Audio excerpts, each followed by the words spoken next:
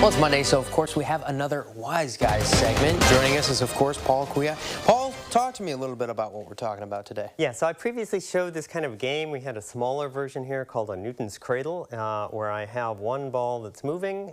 I give it some potential energy. That's going to convert into kinetic energy, and then that gets transferred to the other ball and then back into its potential. We notice it goes up about as high as the original one started, almost as high. Right, so we can understand that in terms of some basic conservation laws. So if we, momentum has to be conserved, so the momentum is the mass times the velocity. And since originally we have the blue ball moving, the red one's not moving, the momentum is just mv. And then when they collide, the blue one stops moving, the red one moves, and then we still have the same momentum mv. We can also look at this in terms of energy, though. So if we go to the next slide. So the kinetic energy, next slide. So the kinetic energy is 1/2 the mass times the square of the velocity. And so initially 1/2 mv squared, at the same mass that's moving at the end, it's got the same velocity, so the kinetic energy stays the same. So everything has stayed exactly the same. If we come back to me, though, I'm going to do something a little bit different now. I'm going to take and I'm going to put a little bit of putty in between these two spheres.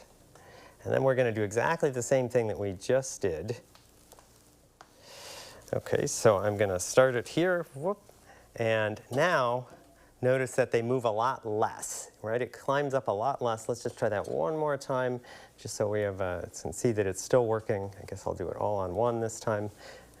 Okay, so basically, it doesn't go up nearly as high, almost right? in half I still conserve momentum. So if we go back to the next slide, so initially I had just one mass that was moving. Actually, back one more slide from this.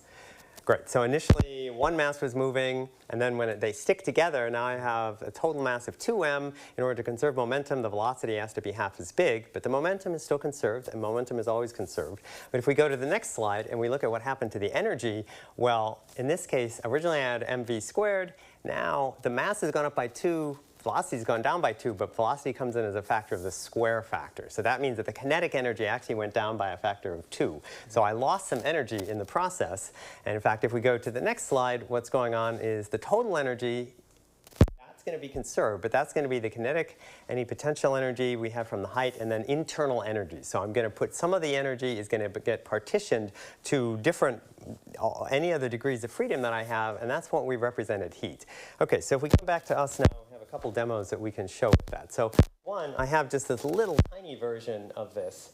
I don't know if we can zoom in enough to be able to see it or not. Right, and perfect. And now I've made this kind of so that it's sticky on both sides. So now this whole thing sticks together, and notice it really doesn't go very far, right? So I've converted now actually 80% of the energy into this internal degrees of freedom as a it's already, you got something in there that's sticking them together, I see. So here's another example of this. So I have these two balls, which look like two balls, which look like they are exactly identical. They're both about 1 inch in diameter, both black, both hard, both rubbery, and I'm going to give these to you, and you're going to drop them just from an equal height onto the table. We'll see something cool happen. Okay, so one of them has this elastic collision where we're not losing energy to these other degrees of freedom, and the other one, all that energy is dropping. That kinetic energy is going into all the internal degrees of freedom, deforming this as it's dropping, and then it just gets lost. And how does it actually get lost? Well, it gets lost actually as heat.